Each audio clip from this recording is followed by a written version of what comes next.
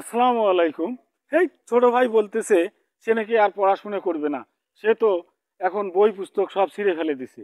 আর শুনলাম ম্যাচে আর থাকবে না, সে বাড়িতে চলে আসছে। কি ব্যাপার ছোট ভাই, তুমি কেন বাড়িতে চলে আসলা?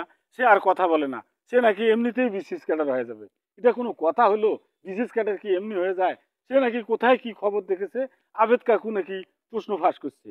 তো শুনতে পাইলাম পত্রিকার মাধ্যমে আবেদ কাকু আরো শত শত লোককে বিসিএস ক্যাডার বানিয়ে দিছে, প্রশ্ন নাকি কিনতেই পাওয়া যায়।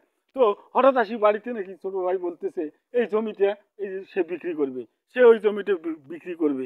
আরে বাবা মারা যাওয়ার তো বেশ কিছুদিন হয়ে গেল, কি ব্যাপার মাইদুল, তোমার এই ধরনের ঘটনা কেন? তুমি কেন তোমার ভাগের জমি বিক্রি করতে চাও? সে আবার বলতেছে আমি আমার ভাগের জমি সব বিক্রি করব। এই যে এখানে 4 বিঘে জমি দেখতেছেন পুরোটাই তার। হ্যাঁ, সে বলতেছে ভাইয়া আমি আর থাকবো না, আমি এই জায়গা জমি বিক্রি করব, আর প্রশ্ন আমি পেয়ে যাবো। আমি বললাম ধর, আবেদ কাকু তো রিটায়ার্ড হয়ে গেছে, এখন তুমি প্রশ্ন কই পাবা? এখন তো আর বিসিএস কাটা হওয়া সম্ভব না। সে তারপরেও আমাকে বলতেছে হ্যাঁ যে আবেদ কাকু গেছে কি হয়েছে, আরো হাজারো লোক তো শিক্ষা মন্ত্রণালয় সহ পাবলিক সার্ভিস কমিশনে অনেকেই কর্মরত রয়েছে, যে কোনো ভাবে হোক কারো সাথে লাইন করে সে নাকি প্রশ্ন নেবে। এটা কোনো কথা হলো? এইভাবে প্রশ্ন আউট করা কি আর সম্ভব হয়?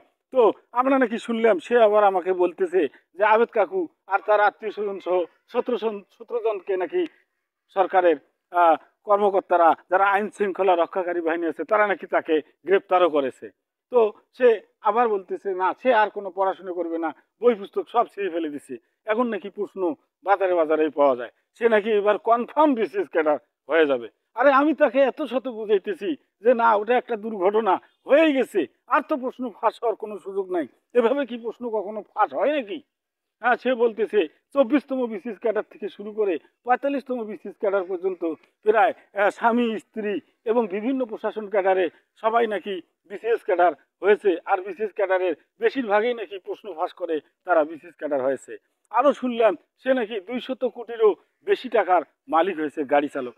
বলুন তো, গাড়ি চালকের যদি এই অবস্থা হয় তাহলে তার যারা কর্মকর্তা রয়েছে, ঊর্ধ্বতন কর্মকর্তা, তারা আরো কত কোটি কোটি টাকার মালিক হয়েছে। এই হুমরা চোমরারা যদি আড়ালেই থেকে যায় তাহলে তো সে বিসিএস ক্যাডার হতে আর সময় লাগবে না। তো সে নাকি এইভাবে বলতেছে। আরে দর্শক, আসলে কি সম্ভব? তাকে তো গ্রেপ্তার করা হয়েছে, আইনের আওতায় নিয়ে যাওয়া হয়েছে, তো তাকে নাকি লাল ঘরেও পাঠানো হয়েছে। আসলে কি আর বিসিএস ক্যাডার এইভাবে হওয়া সম্ভব? তারপরেও সে বলতেছে জমিখানা নাকি বিক্রি করবে। তা আমাকে বললো যে ভাই তুমি তো ভিডিও করো, তো একটা ভিডিও করে দিও, আমি যেন আমার জমিটা বিক্রি করতে পারি। তো দেখেন দর্শক, এই জমিতে পুরে 10 বিঘে জমি কিন্তু আমার ভাইয়ের, সে বিক্রি করতে চায়। কেউ যদি জমি কিনতে চান সে নাকি বিসিএস ক্যাডার হবে। সে আবার বলল সে ধরা পড়েছে তো কি হয়েছে, আরো তো সেখানে অনেক গাড়ি চালক আছে, আরো অনেক কর্মকর্তা আছে, নিশ্চয়ই কেউ না কেউ এর সাথে জড়িত আছে, তাদের সাথে লিঙ্ক করে নাকি সে প্রশ্ন আউট করবে আর সে বিসিএস ক্যাডার হবে। তো দর্শক, আসলে সেটা সম্ভব নয়। আপনারা মনোযোগ দিয়ে পড়াশোনা করুন, পড়াশোনার কোনো বিকল্প নাই। সব সময় কি আর অবৈধভাবে করা যায়? তারপরেও সে আমাকে জোর দিয়ে বলতেছে অলরেডি নাকি আবেদ কাকু তার জবানবন্দিতে বলছে সে সব ক্যাডারেই প্রায় 205 জন নাকি তার দেওয়া প্রশ্নপত্র ফাঁস করে বিসিএস ক্যাডার হয়েছে।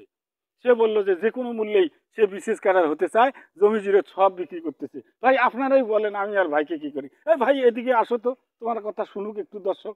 দেখাই না, সে আবার আসতে চাচ্ছে না, সে লজ্জা পাচ্ছে। যাক দর্শক বন্ধুরা, আপনাদেরকে জানাই অসংখ্য ধন্যবাদ। আসলে এভাবে কি আর বিসিএস ক্যাডার হওয়া সম্ভব? আল্লাহ হাফেজ।